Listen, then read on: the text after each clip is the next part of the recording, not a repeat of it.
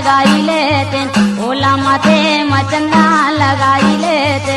तोरे पावे कर धूल मोर बरबाने हवे फूल, ओला माथे में चंदन लगाई लेते, ओला माथे में चंदन लगाई लेते। तोरे पावे कर धूल मोर बरबाने हवे फूल, ओला माथे में चंदन लगाई लेते, ओला माथे में चंदन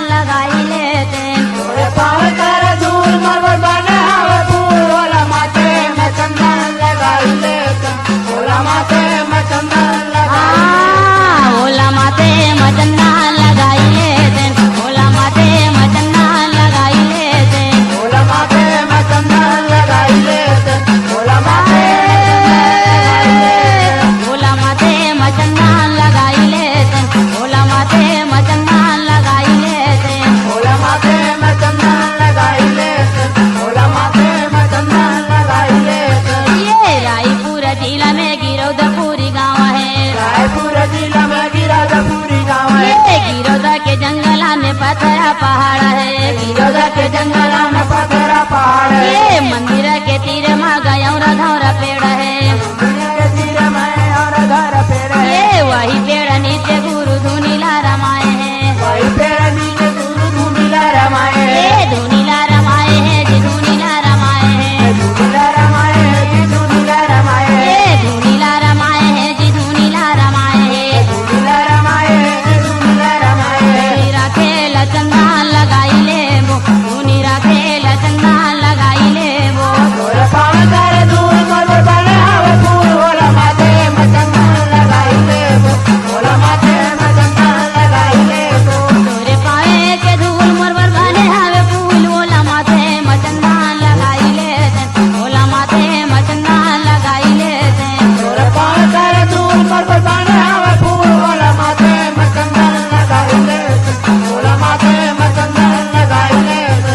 ये रायपुर जिला में भंडारपुरी गाँव है, रायपुर जिला में भंडारपुरी गाँव है, रायपुर जिला में भंडारपुरी गाँव है, रायपुर जिला में भंडारपुरी गाँव ये है। खम्बागढ़ जोड़ा भैया चंदा सूरज नाम है, खम्बागढ़ जोड़ा भैया चंदा सूरज नाम है, ये खम्बागढ़ जोड़ा भैया चंदा सूरज नाम है। खम्बागढ़ जोड़ा भैया चंदा सूरज नाम है। प्रतापुर ही माता के पलंग बिछे है, प्रतापुर माता के पलंग बिछे, दिया कर दिया महादीन जलत है, दिया कर दिया महादीन जलत है, ये दिया कर दिया महादीन जलत है, दिया कर दिया महादीन जलत है, ये दीनरा जलत है जी दीनरा जलत है, दीनरा जलत है जी दीनरा जलत है, ये दीनरा जलत है गदीनरा जलत है। दीनरा जलत है जी दीनरा जलत है।